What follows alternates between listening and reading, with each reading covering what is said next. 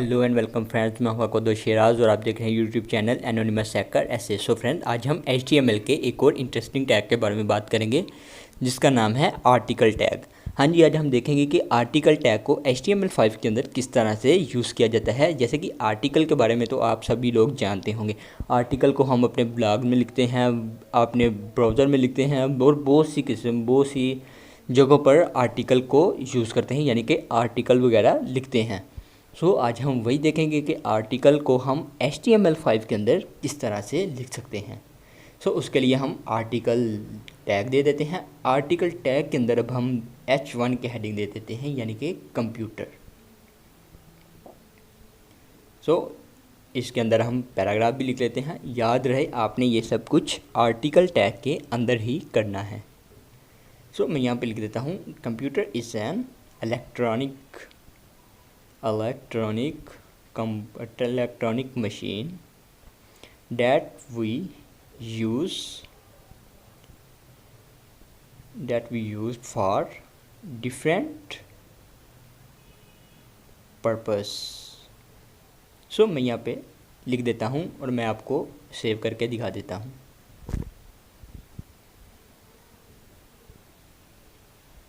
इसको हम अपने ब्राउज़र पे रन करवाते हैं कि ये आर्टिकल एक्चुअली किस तरह से हमें अपने ब्राउज़र पे शो करेगा।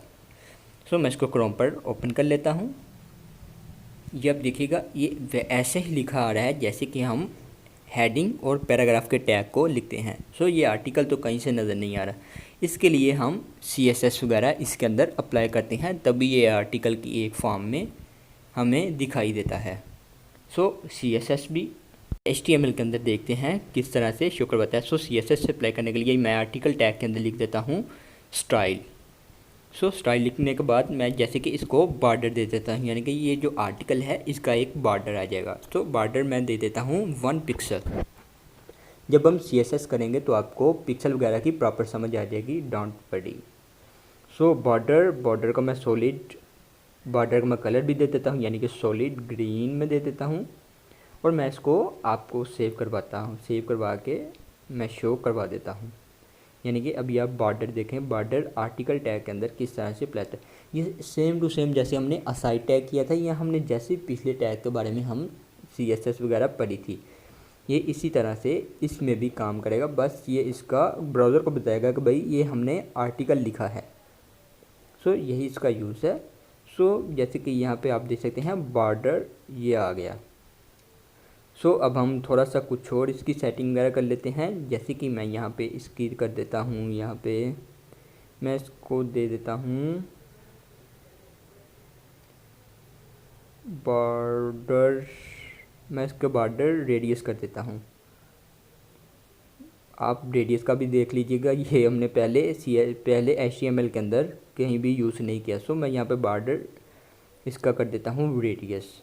सो बॉर्डर रेडियस मैं जाने के कर देता हूँ, मैं यहाँ पे कर देता हूँ 5 पिक्सल। 5 पिक्सल करने के बाद मैं जस्ट इसको करता हूँ सेव।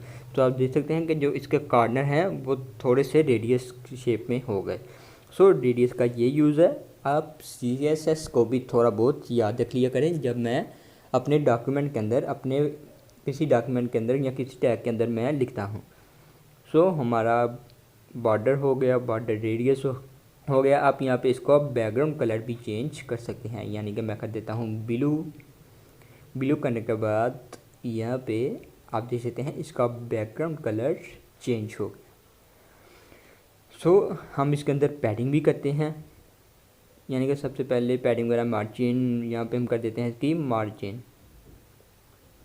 मार्जिन करने के लिए हम कर देते हैं 10 पिक्सल। मार्जिन हम 10 पिक्सल करते हैं। तो आप देखिएगा यहाँ पे मैं करता हूँ सेव। तो आप देख सकते हैं जैसे हमने मार्जिन की, तो ये जो R है ये हमारे आर्टिकल टैग से, यानी कि ये तो है तो एक आर्टिकल टैग, लेकिन ये हमने बैकग्राउंड कलर से बाहर जा रहा है, CSS से बाहर जा रहा है। सो मैं इसको थोड़ा सा मैं इसमें कर देता हूँ कमी, मैं इसको कम कर देता हूँ।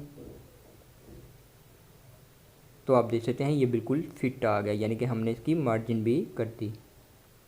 सो इसके बाद हम कर देते हैं यहाँ पे बैकग्राउंड कलर, ठीक है। मार्जिन पैडिंग भी, जैसे कि मैंने आपको बोला था पैडिंग भी करेंगे। पैडिंग हम यहाँ पे इसकी लाइक कर देते हैं।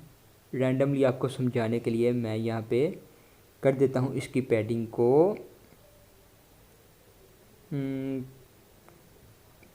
पैडिंग इसकी कर देते हैं लाइक यार 5 पिक्सल। चलो 5 पिक्सल करके देखते हैं। 5 पिक्सल करी तो ये आर का थोड़ा सा कॉर्नर बाहर आ गया। सो इस तरह से आप अपने हिसाब से एडजस्ट वगैरह कर सकते हैं। सो आपने देखा आर्टिकल को किस तरह से यूज़ किया जाता है। अगर आपने अपने ब्लॉग के अंदर या अपने अपने अब जब आप वेबसाइट बना रहे हो तो आपने कोई आर्टिकल वगैरह लिखना हो तो वो आर्टिकल अपने आर्टिकल टैग के अंदर ही लिखेंगे। सो आर्टिकल का यही यूज़ था। अपनी दुआ में याद रखना। बाय बाय एंड अल्लाह हाफिज़।